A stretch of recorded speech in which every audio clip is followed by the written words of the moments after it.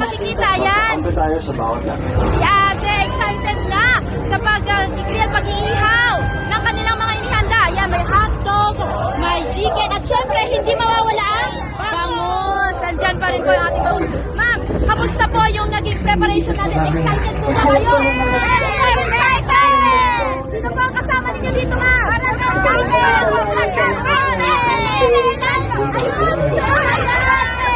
Kaway-kaway tayo dito. Ayan. Salamat po sa inyo lahat sa musika ng pagmamahal ng pamilya ko. Hanggang anong oras pa wala kang magtagal dito? Madaling araw! Hanggang madaling araw! Kaya-kaya? Hawak pa natin ang beat? Ayan! Yun yung makikita mga kapuso, no? Excited na at talagang inabangan nila ang selebrasyon nitong Kalutan at Dalan dito sa nasabi nating venue. At dito naman sa aking ikunan mga kapuso, kung nyo mapapansin ay tuloy-tuloy din ang pagdagsa ng ating mga kapuso sa stage number 2. Ayan.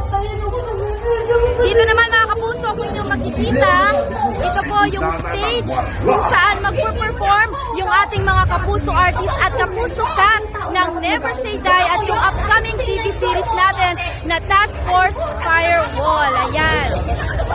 Sa mga oras na ito mga kapuso ay hindi pa man formal na nagsisimula yung programa, pero tuloy-tuloy na at dumarami na rin yung bilang ng mga bisita na pumupunta dito. Yung ilan sa kanila, nakausap natin at nabanggit nila na mula pa sila sa ibang bayan at dumayo dito sa Dagupan City para lang matunghayan yung performance ng kanilang mga iniidolong artista. Yan, kung inyo makikita. Yan. Okay.